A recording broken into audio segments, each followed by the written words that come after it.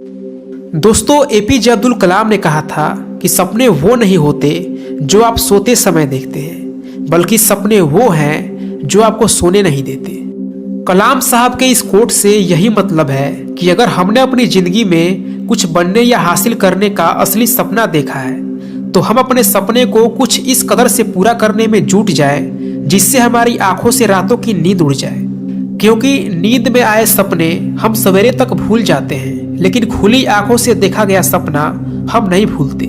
इसलिए सपने खुली आंखों से देखनी चाहिए और उसे पूरा करने के लिए दिल से कड़ी मेहनत करना चाहिए। हम सब ये जानते हैं कि जब कलाम साहब छोटे थे तो बचपन से ही उनका सपना एक पायलट बनने का था, लेकिन घर में इतनी गरीबी थी जिसके चलते उनको साइकिल पर अखबार बेचना पड़ा। लेकिन उसके बावजूद भी उन्होंने कभी हिम्मत नहीं हारा और अपने मजबूत हौसले और पक्के विश्वास से अपने सपने को पूरा करने के लिए पूरी लगन से स्टडी करते थे।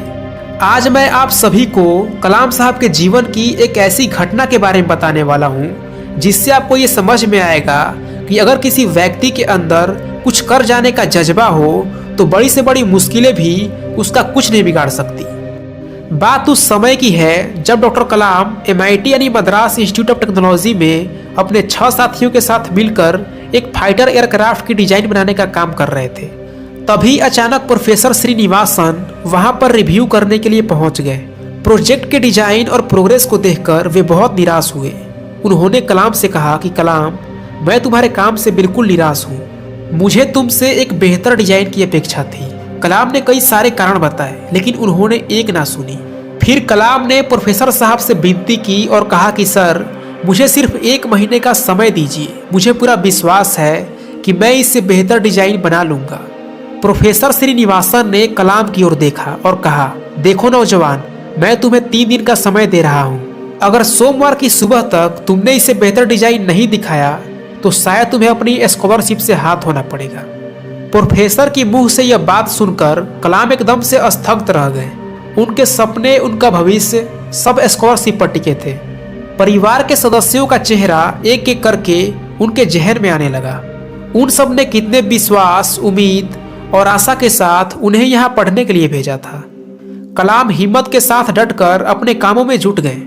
उस रात वे बिना खाए पिए पूरी रात अपने साथियों के साथ काम में लगे रहे। अगली सुबह बस 1 घंटे आराम किया। कुछ देर बाद हल्का नाश्ता करके और फिर से उस काम में जुट गए। रविवार के सुबह जब वे उस काम को कंप्लीट करने जा रहे थे तभी अचानक उनके कंधे पर किसी ने हाथ रखा। कलाम ने पीछे देखा तो प्रोफेसर श्रीनिवासन खड़े थे। प्रोफेसर श्रीनिवासन एयरक्राफ्ट की डिजाइन को देखकर बहुत खुश हुए। उन्होंने कलाम की पीठ थपथपाई और गले से लगा लिया और बोले कि मैं जानता था कि काम पूरा करने के लिए बहुत कम समय देकर मैंने तुम पर दबाव डाला, लेकिन मैंने ये उम्मीद नहीं किया था कि तुम इतना बढ़िया काम कर दिखाओगे। You have done a great job.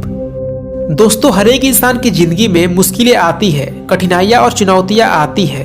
अधिकतर लोग मुश्किलों को देखकर घबरा जाते हैं और हार मान लेते हैं। वहीं कुछ लोग APJ अब्दुल कलाम की तरह होते हैं। वे हिम्मत से हर मुश्किल और चुनौतियों का मुकाबला करते हैं और ईमानदारी से परिश्रम करते हुए जीवन में आगे बढ़ते हैं।